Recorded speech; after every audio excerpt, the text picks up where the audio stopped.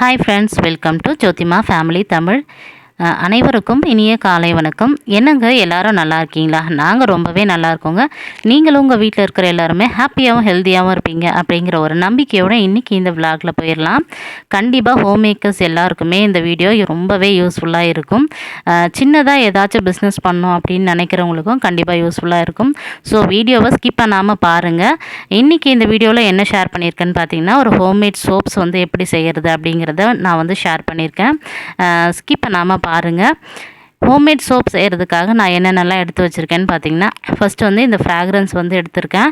Fragrance நம்ம தேவையான அளவு யூஸ் பண்ணிக்கலாம். ரொம்பவே கம்மியான அளவு யூஸ் பண்ணால் ரொம்பவே நல்லதும் கூட. நான் சேண்டல் ஃப்ராக்ரன்ஸ் தான் யூஸ் பண்ணியிருக்கேன். இந்த சேண்டல் ஃப்ளேவர் பார்த்திங்கன்னா கொஞ்சம் அந்த அந்த எசன்ஸ் கொஞ்சம் நல்லாயிருக்கும் அப்படிங்கிறதுனால சேண்டல் தான் நான் யூஸ் பண்ணுறது. நீங்கள் உங்களுக்கு எது தேவையோ அதை யூஸ் பண்ணிக்கலாம். நான் பல்காக ஒரு 1 லிட்டர் வாங்கி வச்சுருக்கேன். இது பார்த்திங்கன்னா ஹர்ஷா காம்பவுண்டுன்னு சொல்லிட்டு இது ஒரு ஃப்ராக்ரன்ஸ். இப்போ நான் நேற்று நைட்டு தூங்குறதுக்கு போகிறதுக்கு முன்னாடியே பார்த்திங்கன்னா காஸ்டிக் சோடாவை தண்ணியில் போட்டு வச்சுட்டேங்க. நம்ம காஸ்டிக் சோடா 1 கப் எடுக்கிறோம் அப்படின்னா அதோட 2.5 கப் அளவு தண்ணி ஊற்றி வச்சிடணும். நைட்டு பூரா பார்த்திங்கன்னா காஸ்டிக் சோடா ஃபுல்லாக அந்த தண்ணியில் நல்லா கரைஞ்சிரும். அதோட கோகோனட் ஆயில் எடுத்திருக்கேன். கோகோனட் ஆயில், கேஸ்டர் ஆயில் எடுத்திருக்கேன். அதோட ஆலோவேரா பெட்டல்ஸ் எடுத்து க்ளீன் பண்ணி அதை பார்த்திங்கன்னா ஃபுல்லாக பிளெண்டரில் போட்டு பிளெண்ட் பண்ணி வச்சுருக்கேன். அந்த ஆலோவேரா ஜூஸையும் பார்த்திங்கன்னா எடுத்திருக்கேன்.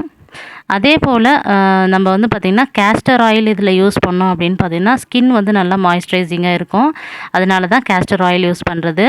கோகோனட் ஆயில், ஆலிவ் ஆயில் உங்களுக்கு தேவைப்பட்டால் நீங்கள் அதை எடுத்துக்கலாம். நான் பார்த்திங்கன்னா கோகோனட் ஆயில், அதுக்கப்புறம் பார்த்திங்கன்னா கொஞ்சமாக ஆலிவ் ஆயில், அதோட பால்மலின் ஆயில் யூஸ் பண்ணியிருக்கேன். அதோட பார்த்திங்கன்னா கேஸ்டர் ஆயில், இது எல்லாத்தையும் பார்த்திங்கன்னா மெஷர்மெண்ட்டில் கரெக்டாக நம்ம அளந்து அது எல்லா எண்ணெயும் மிக்ஸ் ஆகிட்டு ஒரு 6.5 கப் அளவு எடுத்து வச்சுருக்கேன். அதோட நாம் அந்த ஆலோவேரா பெட்டல்ஸ் எடுத்து க்ளீன் பண்ணி வச்சுருக்கோம் இல்லைங்களா, அதையும் இதில் ஊற்றிட்டு அதுக்கப்புறம் அந்த ஃப்ராக்ரன்ஸையும் எடுத்து ஊற்றிடணும். அதுக்கப்புறம் பார்த்திங்கன்னா காஸ்டிக் சோடா இருக்குது இல்லைங்களா, அதை கொஞ்சம் கொஞ்சமாக ஊற்றி நம்ம பார்த்திங்கன்னா அதை பிளெண்டரில் பிளெண்ட் பண்ணிக்கலாம். பிளெண்டர் இல்லை அப்படின்னாலும் ஒன்றும் பிரச்சனையே இல்லைங்க. நீங்கள் ஒரு உட்டன் ஸ்டிக்கு வச்சு நல்லா கலக்கி விடணும். ஆனால் அதுக்கு கொஞ்சம் டைம் எடுக்கும்.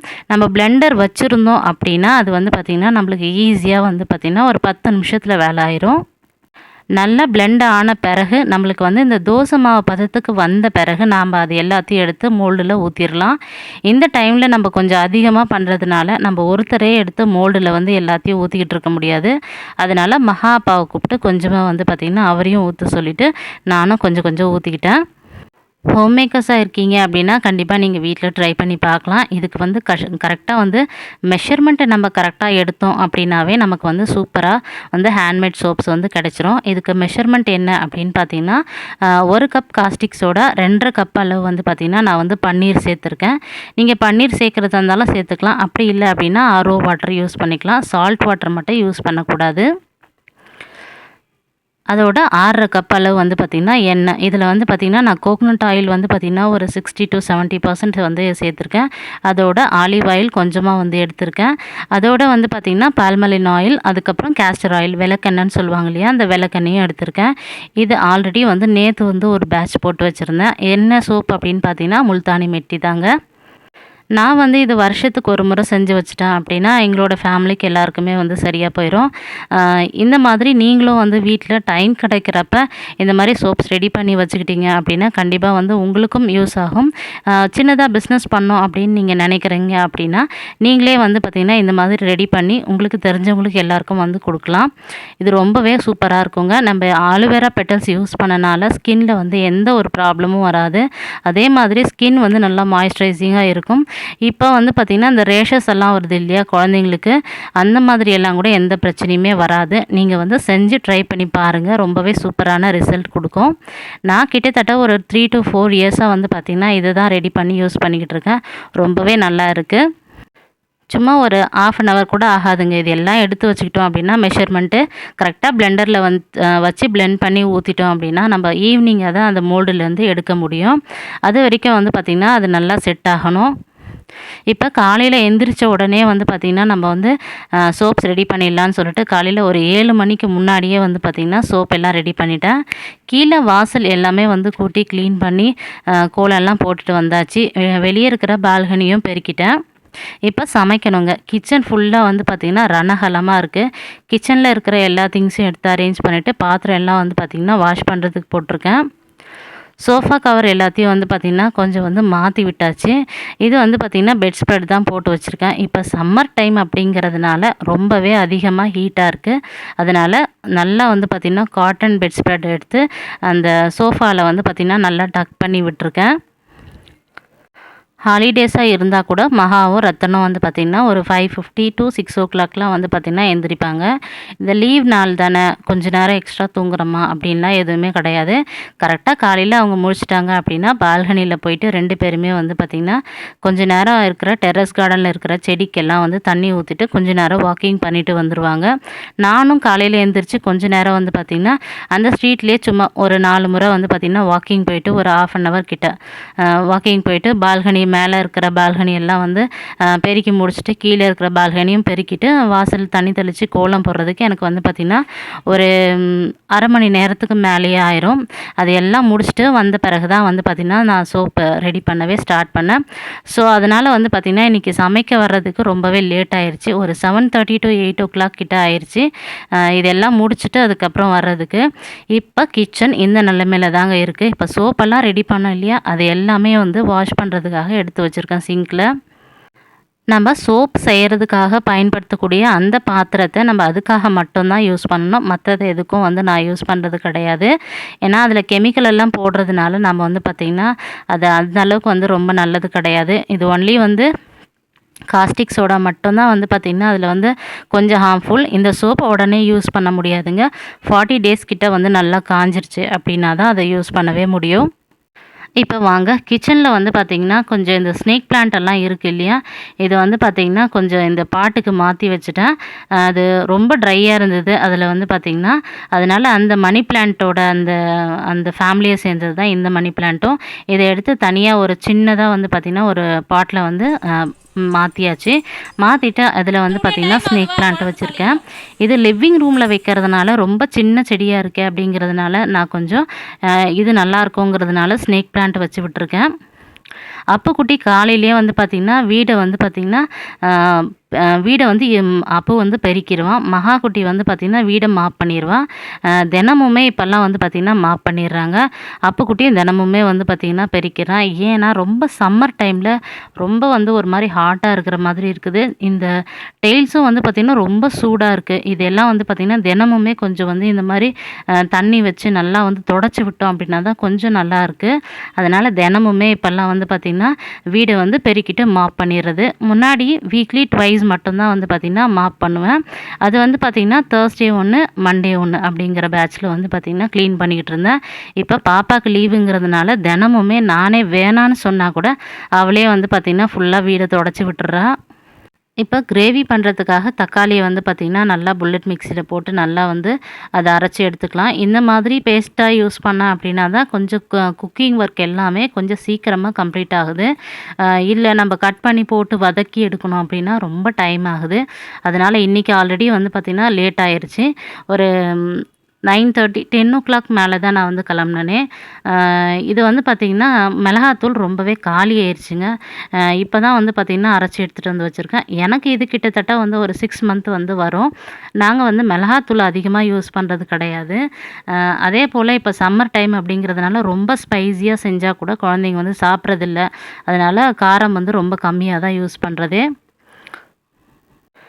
நேற்று பழைய சாதம் கொஞ்சம் மீந்துருச்சு. அதனால் வந்து பார்த்திங்கன்னா அதில் தண்ணி ஊற்றிட்டு அதிலே வந்து கல் உப்பு இருக்குது இல்லைங்களா, அது 4 உப்பு போட்டு வச்சுட்டோம் அப்படின்னா சாதம் கெடாமல் இருக்கும். அதை நம்ம வெளியே வைக்காமல் ஃப்ரிட்ஜில் வச்சுட்டோம் அப்படின்னா அந்த சாதம் வந்து பார்த்திங்கன்னா கெடாமல் இருக்கும். ஏன்னா நான் நேற்று காலையில் வடித்தது.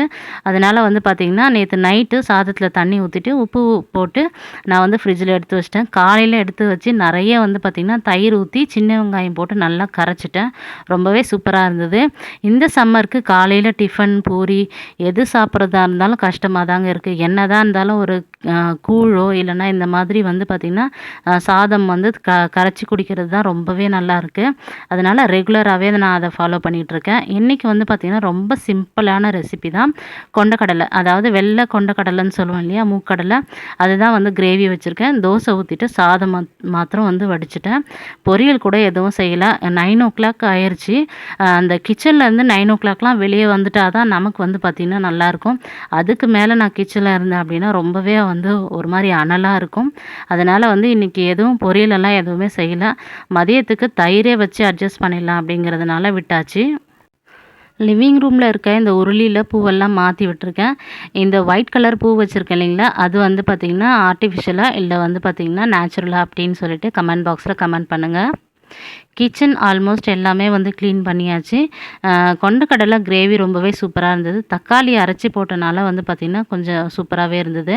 அதோடு வந்து பார்த்திங்கன்னா கொஞ்சம் வந்து மொச்சக்கொட்டை, அவரைக்கொட்டை இதெல்லாம் வந்து பார்த்திங்கன்னா இருக்கும் இல்லையா, மொச்சக்காய், அவரை அப்படின்னு சொல்லுவாங்க, அதாவது துவரைன்னு சொல்லுவாங்க எங்கள் ஊரில்.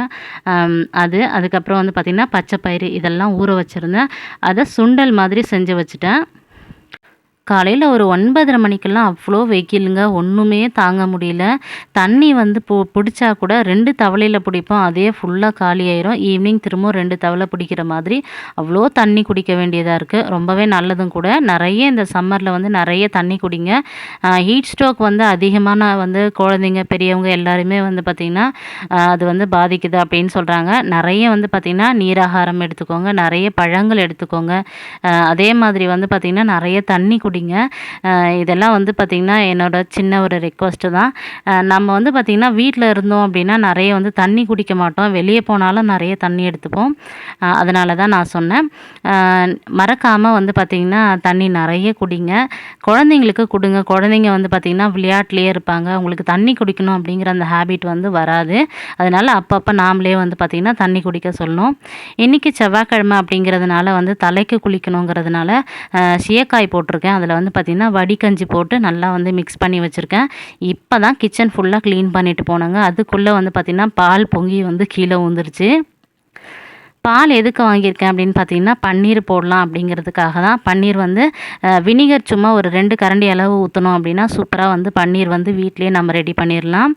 இப்போ இன்றைக்கி செவ்வாய்க்கிழமை இல்லையா, இன்றைக்கி வெற்றிலை தீபம் ஏற்றணும், அதே மாதிரி பூஜை பண்ணணும் அப்படிங்கிறதுக்காக அரிசி மாவில் வந்து பார்த்திங்கன்னா கோலம் போடலான்னு சொல்லிட்டு அதை ரெடி பண்ணி வாசலில் இருக்கக்கூடிய தலைவாசலுக்கு வந்து பார்த்திங்கன்னா, அதாவது நிலைவாசல் சொல்லுவாங்க இல்லையா, அந்த நிலைவாசலில் நான் வந்து பார்த்திங்கன்னா அரிசி மா கோலம்லாம் போட்டு பூஜையெல்லாம் முடிச்சாச்சு. எனக்கு வந்து சின்ன வயசுலேருந்தே ஹேபிட்ங்க. எனக்கு சீயக்காய் போட்டு குளித்தேன் அப்படின்னா தான் வந்து பார்த்திங்கன்னா அந்த தலைக்கு குளித்த அந்த ஃபீலே வரும். ஷாம்பு யூஸ் பண்ணேன் அப்படின்னா எனக்கு ஏதோ அந்த ஃபீல் வந்து அந்த ஃப்ரெஷ்னஸ் வந்து கிடைக்கிறதே கிடையாது. சீயக்காய் தான் வந்து பார்த்திங்கன்னா எனக்கு எப்போவுமே சின்ன வயசுலேருந்தே வந்து பழக்கமாயிருச்சு. பாப்பாக்கும் அதையே தான் வந்து பார்த்திங்கன்னா ஃபாலோ பண்ணிக்கிட்டு இருக்கேன். அதோட நம்ம உடம்புல இருக்கக்கூடிய அந்த உஷ்ணத்தை வந்து பார்த்திங்கன்னா எடுக்கும். அதே மாதிரி நம்மளுக்கு அந்த சீயக்காயோட வாசனை பார்த்திங்கன்னா அவ்வளோ சூப்பராக இருக்கும், மணமாக இருக்கும். அதை யூஸ் பண்ணுறவங்களுக்கு கண்டிப்பாக அதோட இது வந்து தெரியும்னு நினைக்கிறேன். நீங்கள் என்ன யூஸ் பண்ணுறீங்க அப்படின்னு சொல்லிட்டு மறக்காமல் கமெண்ட் பாக்ஸில் கமெண்ட் பண்ணுங்கள். அதே மாதிரி கூடுமான அளவுக்கு நம்ம வந்து பார்த்திங்கன்னா இந்த மாதிரி சீயக்காய் இந்த மாதிரி நம்ம யூஸ் பண்ணோம் அப்படின்னா வந்து இந்த ஹேர் ஃபால் வந்து கண்ட்ரோல் ஆகும். ட்ரை பண்ணி பாருங்கள். எல்லா வேலையும் முடிச்சுட்டு பூஜையெல்லாம் முடிச்சுட்டு வந்து பார்த்திங்கன்னா ஒரு 10:00 கிளம்பிட்டேன். இன்றைக்கி வந்து கொஞ்சம் வேலை இருக்குது. அதனால் வந்து பார்த்திங்கன்னா பேங்க்குக்கு போயிட்டு அப்படியே வந்து பார்த்திங்கன்னா ஸ்கூலுக்கு போயிடுவேன். ஸ்கூலுக்கு போயிட்டு வேலைலாம் முடிச்சுட்டு வர்றதுக்கு ஈவினிங் வந்து ஒரு 5:00 போல் ஆயிடுச்சு. அரிசிமா கோலம் எப்படி இருக்குது அப்படின்னு சொல்லிட்டு கமெண்ட் பாக்ஸில் கமெண்ட் பண்ணுங்கள். இது வந்து மாயிலை தோரணம் வந்து மகாப்பா தான் போட்டு விட்டார். காலையில் ஊற்றுறது நான் ஸ்கூலுக்கு கிளம்புறப்ப பார்க்குறப்ப நல்லாவே வந்து பார்த்திங்கன்னா ஓரளவுக்கு காஞ்சிட்டு இருந்தது. ஆனால் நம்ம எந்த டிஸ்டர்பும் பண்ணக்கூடாது. ஈவினிங் வந்து தான் வந்து பார்த்திங்கன்னா மோல்டுலேருந்து எடுக்கணும். ஈவினிங் வந்த உடனே வந்து பார்த்திங்கன்னா ஃப்ரெஷ்அப் ஆகிட்டு எடுத்துடலாம் அப்படின்னு சொல்லிட்டு எடுத்தங்க. ரொம்பவே சூப்பராக வந்திருந்தது. எதிர்பார்த்ததை விடவே நல்லா வந்திருந்தது. அலுவேரா போட்டிருக்கிறதுனால நல்லா வந்து பார்த்திங்கன்னா ஸ்மூத்தாக இருக்கும். சோப்பே வந்து பார்த்திங்கன்னா நல்லா வழவழப்பாக இருக்கும். அதே மாதிரி நம்ம வந்து பார்த்திங்கன்னா விளக்கெண்ணெய் யூஸ் பண்ணுறதுனால ரொம்ப சாஃப்டாக இருக்கும்.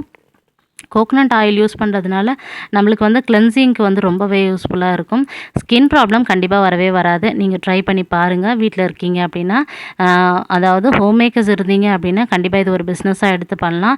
நான் வந்து 60 சோப் செஞ்சேங்க. இதோட ரேட் வந்து பார்த்திங்கன்னா 40 ருபீஸ் கொடுத்தீங்க அப்படின்னா கூட 2400 வந்து பார்த்திங்கன்னா நீங்கள் வந்து ஏர்ன் பண்ணிடலாம்.